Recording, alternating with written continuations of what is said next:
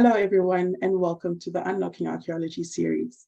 Our channel aims to highlight the amazing variety of skills and interdisciplinary avenues of research related to heritage studies, archaeology, and paleontology in Southern Africa. My name is Mpumi, and I am the chair of the Southern African Archaeology Student Council, and I am joined by my fellow council member, Precious. She's our membership secretary. And our special guest for this episode will be doing a talk on the ostrich eggshells in the Southern Kalahari. And our host will be introducing her today. So you can have, and before I actually hand over to Precious, I'd like to remind everyone to just like, comment, and subscribe to our channel. And remember to click the notification bell so that you can receive a notification when we have uploaded new content. We welcome your questions, thoughts, and points of discussion. And if you'd like to reach out to the Student Council or become a member of the Student Society, please feel free to contact us via email or any one of our social media platforms. And you can find all of that in our description box below. Now over to you, Precious. Oh, thank you, Mpumi. Our presenter today for the Unlocking Archaeology series is Ami Hatton. Ami is currently a doctoral researcher working at the Max Planck Institute for Geoanthropology, and she's been supervised by Dr. Hal Crockett. Generally, she is interested in long-term human environment interaction and cultural change. Ami's current research uses remote sensing to identify stone structures on the Arabian Peninsula. She aims to use computer vision techniques to identify the map stone structures from satellite imagery. Ami completed her BSc and BSc Hons at the University of Cape Town, specializing in ecology and ecology and evolution. She gained experience in analyzing archaeological artifacts such as stone tools and ostrich eggshell beads, as well as conducting fieldwork. Ami was able to work in the field on a wide variety of projects based around South Africa. Her honors thesis examined use wear on Blombos shell beads, which she mapped and statistically analyzed to show that the stringing styles had changed through time. Ami studied her MSc in Computational Archaeology at the University College London. Her thesis focused on the spatial distribution of Palaeolithic archaeological sites in Southern Africa and how this is affected by geology and preservation bias. So her talk today is titled Ostrich Eggshell Beads from Ga-Mohana Hill North Rock Shelter, Southern Kalahari, and the implications for understanding social networks during marine isotope stage 2. Over to you, Ami. Great. I just want to say thank you so much for having me and inviting me to do this talk. This is some research that I did while I was working as a research assistant for Dr. Jane Wilkins as part of the North of Kuruman project. I'm sure Precious is very familiar with the site because she's been doing some of the stone tool analysis from some of the older layers. So just some background. Personal ornamentation has a really long tradition. It likely started with people using ochre to decorate their bodies from at least 200,000 years ago. People have been using beads as ornaments for at least the last 75,000 years ago in Southern Africa. And one of the main examples are the beads from Blombos rocks or Blombos cave on the southern coast of South Africa. So here you can see some pictures of these, and these are all around 70 to 75,000 years old. There's also ethnographic evidence for bead use, and especially ostrich eggshell bead use. Ostrich eggshell jewelry was a popular exchange item for Exaro. And obviously we need to be careful about extending ethnographic evidence too far into the past. But the process of making ostrich eggshell beads has a really long history in Southern Africa. There's archaeological evidence for the movement of ostrich eggshell beads across more than 300 kilometers. And this is from sites in Lesotho. And that was all done with isotopic, so looking at the strontium isotopes of ostrich eggshell beads, and they found beads that had isotope signatures that were very different, so they'd come from far away. And this was happening already 30,000 years ago. So it's quite incredible that people are moving these objects across such large distances, such a long time ago. So just a bit on ostrich eggshell bead variation. The first person to kind of talk about this was Jacobson in 1987. They noticed variation in ostrich eggshell beads from Namibia. Basically, they found that beads that were associated with herder sites were larger than the beads that were associated with forager or hunter-gatherer sites. So there was this difference. And this kind of research looking into the bead variation has been furthered by some recent work by Miller and Wang. They published a paper in Nature this year comparing ostrich eggshell beads from Eastern and Southern Africa. So here are just some pictures from their paper. And you can see that there's quite a difference in these bead sizes. So these are all from Eastern Africa, and these beads here are from Southern Africa. And they suggested that there were kind of these different stages from 50,000 years ago until the present, where from 50 to 33,000 years ago, there were social connections between Eastern and Southern Africa based on similarities in the sizes of ostrich eggshell beads. This connection then broke down from 33 to 19,000 years ago because of climatic changes and possible geographical barriers with flooding of the Shashi-Limpopo river confluent. So then there was regional isolation again from 19 to 2,000 years ago. And within the last 2,000 years, when herders moved back into Southern Africa, there was a regional connection again. And this is also coming back to Jacobson, seeing these variations of the larger beads coming from Eastern Africa and the smaller beads that were from Southern Africa. So specifically looking at ostrich eggshell beads in the Kalahari, which is where my research is based and where Ga-Mohana Hill North is located. There's been very limited research on ostrich eggshell beads from the Kalahari, and especially for this time period of MIS2 marine, sorry, I should explain. So MIS is a marine isotope stage. So it's basically glacials and interglacials, and I'll explain a bit more about it later, but it's just a way of describing climatic changes on a broad scale. So MIS2 is from 29 to 12,000 years ago. So it roughly correlates with the start of the later Stone Age. So the previous studies of ostrich eggshell beads in the Kalahari were quite basic, just kind of describing, you know, the mean width and length of the shell beads, and including broader summaries of sites from the Northern Cape. This is summarized in a monograph from 1983 by Humphreys and Thackeray. So ostrich eggshell beads first appear in the archaeological record 50 to 40,000 years ago. And they first appear in Eastern Africa, but they're very closely followed by beads in Southern Africa. So in Eastern Africa, there are a few sites that have evidence for early ostrich eggshell beads. And these are Kisese 2 rock shelter, Nkape Yamuto rock shelter, and Mumba rock shelter. And these all date to between 50 and 40,000 years ago. In China, there are early ostrich eggshell beads that are about 30,000 years old. These are these shown here. And then in Southern Africa, the earliest examples of ostrich eggshell beads are from border caves. And those are dated to between 44 and 41,000 years ago, shown over here.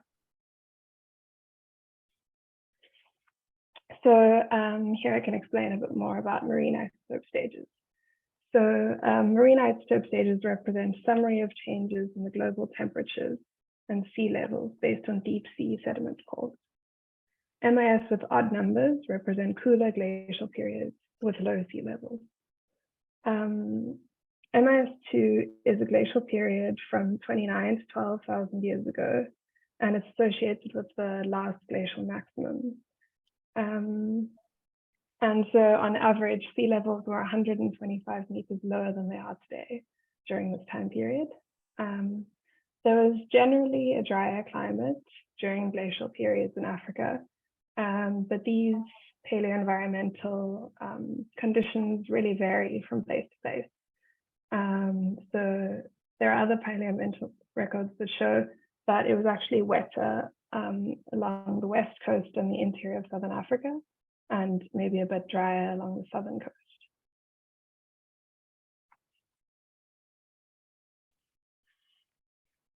So the archaeology from this time period, it correlates with the shift from the Middle Stone Age to the Late Stone Age. Lithic assemblages start to be characterized by bladelets, back pieces, and bipolar technology. And there's also a miniaturization of stone tools, which might be linked to them being hafted to create bows and arrows and that kind of technology. So during this time period, there are two technocomplexes. That's the early Late Stone Age and the Robberg technocomplexes. This time period is hypothesized to be a period of social coalescence, so where there's interaction between groups across southern Africa, especially after 22,000 years ago, with a widespread distribution of the Robberg designated assemblages. So there's just a lot of stone tools that all look very similar across southern Africa during this time period. This is also supported by the similarity in flaking systems, implement types, provisioning systems, and substantial evidence for different kinds of ornamentation, such as the ostrich eggshell beads that we'll be discussing today, bone beads, and also shell pendants.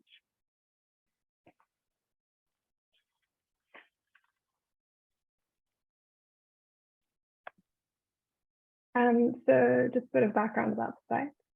Ga-Mohana Hill North Shelter is located in the southern Kalahari Basin. You see a map of Africa here with the Kalahari Basin, and here's a bit of a zoomed in view. It's just north of the town of Kuruman. The North of Kuruman project, which is run by Dr. Jane Wilkins, has excavated 4.75 meters squared of sediment so far. These are across 3 areas in the rock shelter. Most of it comes from area A, where it's been excavated to the deepest levels. The stratigraphic layer that we're looking at is DBGS, and let me move this. It's been dated to 14.8 thousand years old. And then there are 2 old layers as well. So the layer that we're looking at, DBGS, it contains lithic artifacts, fragmentary formal remains, charcoal, rare pieces of ochre, there's not much ochre in this layer, and obviously the ostrich eggshell beads and fragments. So this is some images of the ostrich eggshell assemblage from this layer at the site. There are 19 beads, 9 bead preforms, and 21 ostrich eggshell fragments. So for the analysis, all of the ostrich eggshell pieces were examined with a hand lens at 20 times magnification. Any pieces that showed use wear and or pigmentation were further examined using a stereo microscope.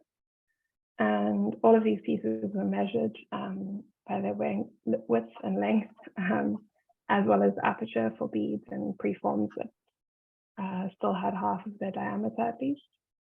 Any use wear on them was described following Dyer at 2017. And you can see a picture of how these were described. So these are little striations on the beads, whereas these are use wear facets, which are caused by rubbing against some kind of string that the beads might have been tied together with.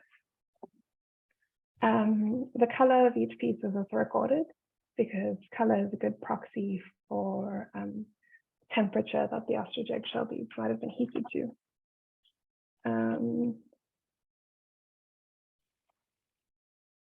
So you can see here, these are examples from an experiment of ostrich eggshell fragments that were heated in a kiln, and the different temperatures create different colors. These are the categories that I used in my analysis. And you can see this category over here, black. It's actually, this has been found in archaeological assemblages, but has been difficult to recreate in experimental studies. But it has been replicated, and the way that that was done is to create a fire which had not a lot of oxygen, so a reducing environment. And that resulted in this black coloring of the ostrich eggshell fragments. So the manufacturing stages of the ostrich eggshell pieces were all assigned following autumn 2008. So here you can see a picture of each of these stages. Stage one would just be a fragment, so manufacture hasn't started yet. And then we have, these are all separated, A and B. A are complete fragments, whereas B are fragments that have been broken.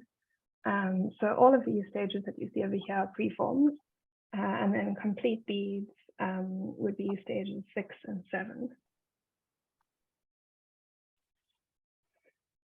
So I also conducted spatial analysis because we piece plotted all artifacts from this excavation. So I was able to do a 3D GIS analysis of the location of ostrich eggshell pieces within the sediment, and also compare the location of ostrich eggshell to other artifact types to see if it was clustering in any areas.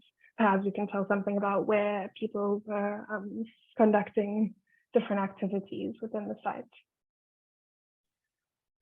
We conducted a literature review and created a regional database of ostrich eggshell from MIS2 dated sites within Southern Africa. So we identified well-described and chronometrically dated sites in Southern Africa. In total, there were 18 of these sites. And we used these sites to compare the results of those ostrich eggshell assemblages with the ostrich eggshell assemblage from Ga-Mohana Hill North, as well as we compared this with maps of modern ostrich distribution from the Brooks and Ryan paper. This is just to see how ostrich eggshell assemblages compare to ostrich distribution, because obviously where there are ostriches, then there are ostrich eggshell beads or ostrich eggshells that can be used to make beads. So some results on the manufacturing stages. From Ga-Mohana Hill North, there's a small assemblage, but almost all stages of bead manufacture are present. So it's likely that ostrich eggshell beads were manufactured at the site. The average external diameter of the beads falls within the range noted for Eastern and Southern African foraging populations. And more than half of the finished beads have a red residue, which could possibly be ochre. We didn't do any chemical analysis on this, so we're not sure, but there's potential for that to be the case. In terms of taphonomy, many fragments had evident scratches on their surface. This is possibly due to trampling once they had been deposited in the rock shelter. Beads and fragments seem to have similar levels of heat exposure, so they had similar proportions of those different colors that we went through. Although there were some beads and preforms, 7% of them, that were blackened, whereas none of the ostrich eggshell fragments were blackened. So this might show that people were intentionally heating these beads to a specific temperature in one of these fires in a reducing atmosphere in order to create these blackened ostrich eggshell beads. In terms of the spatial analysis, all of the artifacts are uniformly spaced horizontally. You can see over here, it's all quite uniform. There's this little gap over here. Let me move this. This gap is just a large piece of roof spoil that was in the middle of the trench. So there are no artifacts there. But you can see that there are two clusters where ostrich eggshell pieces are more likely to occur with non-ostrich eggshell artifacts. And these are these two dark spots over here. So here you can see the white blocks are the ostrich eggshell pieces, whereas the black dots are all other artifact types that we excavated. In terms of the regional comparison, most of the assemblages were small, so less than 50 beads in preforms. The exceptions are Nelson Bay Cave, Wormplas, Bushman's Rock Shelter, and Dickbush, where there was a range from 74 to 170 beads.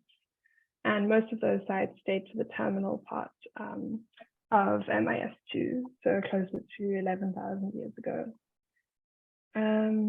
The sites in the Lesotho and Maloti-Drakensberg region have very low counts of beads in preforms compared to the rest of South Africa. So they have a lot more fragments in the assembly. Oh no, sorry, they have a lot more beads in preforms. They have low counts of beads in preforms, but they have a higher proportion of beads in preforms compared to fragments. So it's likely that the beads are being imported to the region. So here are just some maps to show some of these relationships. So on the left, we have proportions of finished beads in the pink to preforms in the purple. And on the right, finished beads compared to preforms and ostrich eggshell fragments. So you can see all of these sites in Lesotho have assemblages that only have finished beads. So it's likely that beads weren't being made in these locations.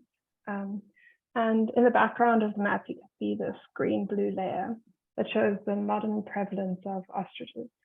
So the lighter green is a low prevalence of ostriches, whereas the blue is a higher prevalence of ostriches. So the area in Lesotho is obviously very mountainous, and ostriches don't naturally occur there. So people wouldn't have had the raw materials to make ostrich eggshell beads. They had to import them into the area. In terms of the raw count of bead and preform abundance,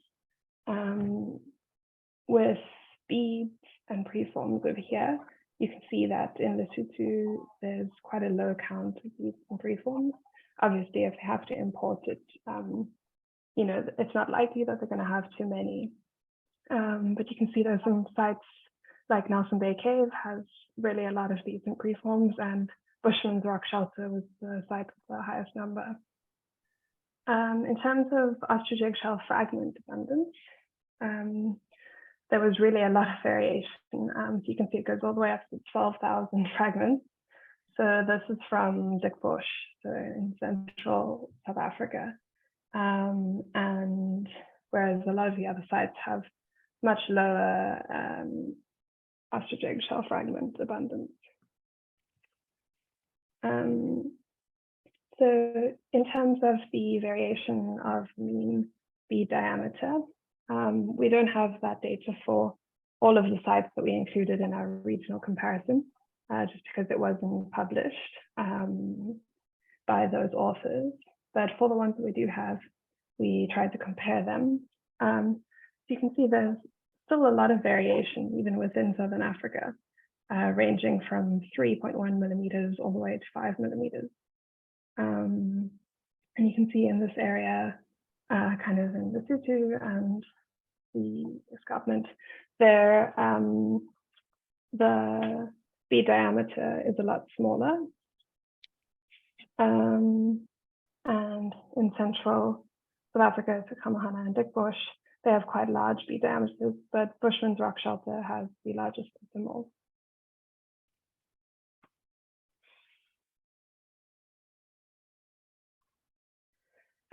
So in terms of bead manufacture at Ga-Mohana Hill North, as I stated, all of these stages of bead manufacture are present. So it's likely that they were made at the site. There are more beads and preforms than ostrich eggshell fragments, which is interesting, because obviously those are the finished product and you can have a lot of fragments without much effort. And this is all while modern ostrich prevalence around the site is quite high. So it's unlikely that people would have had a problem finding ostrich eggshells, but perhaps they weren't intensively making beads at the site. And the small assemblage also indicates that this practice wasn't really intensive at the site, or it wasn't used very much during this period. As I mentioned before, one bead and one preform were colored black. It's likely that this is deliberate because of the specific conditions that are needed to alter the color of the ostrich eggshell. And there is also evidence of the red colored residues in the apertures and wear facets of the beads. But it's not just located on the beads. There's also the red residue on fragments. So this may be post-depositional, and we won't really be able to determine whether it was intentionally put onto the beads. In terms of the spatial patterning, the beads weren't clustered in any particular part of the area that we excavated, and they were all quite evenly distributed. They were often found in groups of 2 to 5, which is interesting. And hopefully further excavation at the site can shed light on kind of which areas of the site were used for different activities during this time period. In terms of the regional context, by this time period, so by 29 to 12,000 years ago, the use of ostrich eggshell beads was common practice in Southern Africa. This is the first time period in Southern African archaeology where we see one non-lithic stylistic object occur across the whole of Southern Africa. So it's quite a change in kind of culturally what's happening across Southern Africa. Ostrich eggshell data emphasizes that this was a period of social coalescence, so where there was quite a lot of interaction between different groups across Southern Africa. However, there was more variation from 14,000 years onwards. So the beads from Ga-Mohana were likely imported. This is one of the sites in Lesotho, and they have a very small range in size variation from 3 to 3.2 millimeters. So it suggests that people at the site had a preference for smaller beads, and they were intentionally importing these smaller beads into their area. As I showed earlier, Dickbush 1 has a very large ostrich eggshell assemblage. So it's likely that ostrich eggshells and perhaps eating them and also making beads was a large part of their subsistence. And then just to kind of wrap up it, the reporting of ostrich eggshell assemblages really isn't standardized. There's been a lot more research into them in the past few years, so that's great. But yeah, hopefully in the future, people will be presenting more detailed reports on ostrich eggshell beads and fragments, so that it can help us understand their variation. Studying them can really help us understand how people interacted with each other in the past. And yeah, the practice of culturing bodies with ostrich eggshell beads was geographically widespread. So it was occurring in Southern and Eastern Africa, as well as China during the late Pleistocene. This is really a widespread phenomenon among humans at the time.